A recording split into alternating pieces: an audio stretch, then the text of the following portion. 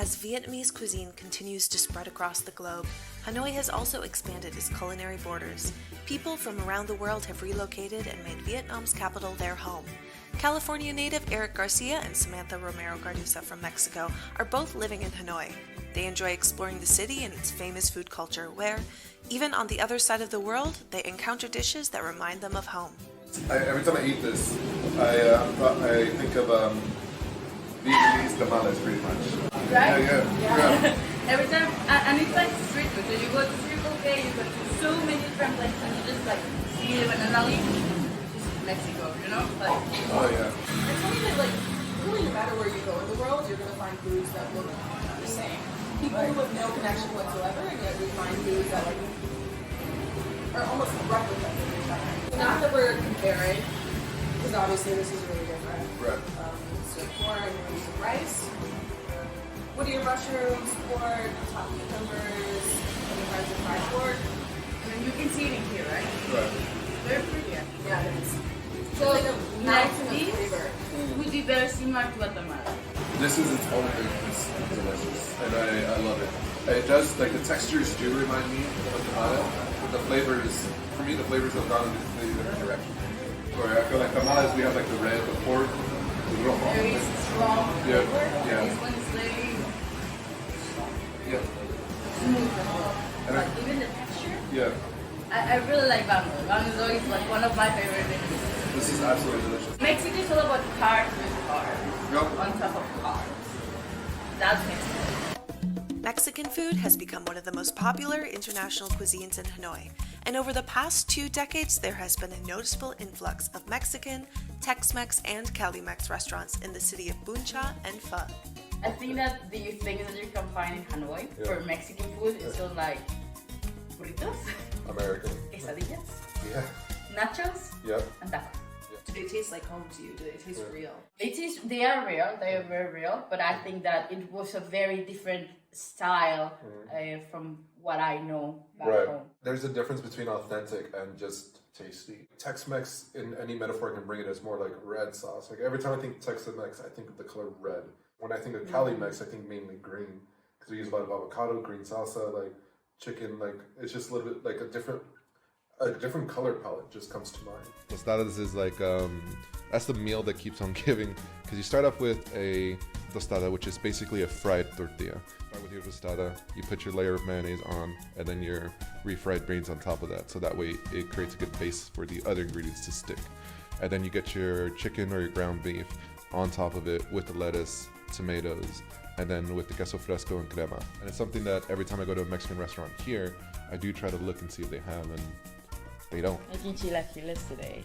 It's one of my favorite breakfast dishes because it's very simple to make. The first thing that we need to do is to grill the tomatoes and the onion until they're actually a little bit burned.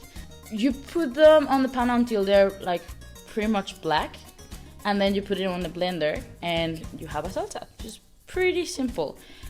You put the tortilla chips on the pan, mix it with the salsa, cook a little bit until it's done. Every culture has a time when you come together, you eat, you talk, and those conversations that you have over meals are so memorable. For me, after being here for a while now, it's just like finding new people, but Mexicans or Latinos, I'm just like, yeah, hola primo. Yeah. Like, food is a big part of who we are. And when you meet other Mexican or even Latin American people here in Hanoi, are there like, I know you, and you're like, are you not? I know that people ask you the same questions. Especially being from a culture that's just like so defined and so known in the world. Tell me. Best tacos in Hanoi. In Hanoi, there are like different Mexican restaurants, but also they have very different styles. Like you have the Tex-Mex style, which is Anita's Cantina, or like Californian style, which is Hanoi Taco Bar.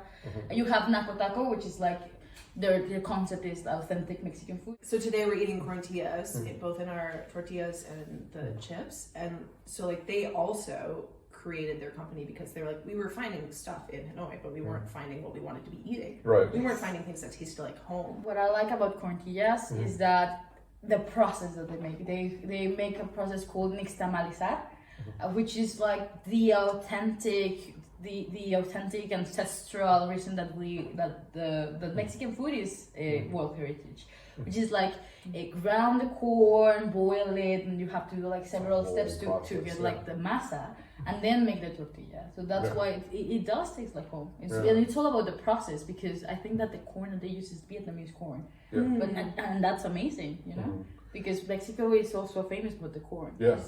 So kind of like, because this process means more to you because it's your home, you respect the process, and therefore the food becomes like a representation of your home when you're making it from that place. Every time I come to a Mexican restaurant in Hanoi, I feel like I'm watching that scene of Forrest Gump, where Forrest and Bubba meet each other for the first time, and Bubba's just telling him all the different types of shrimp.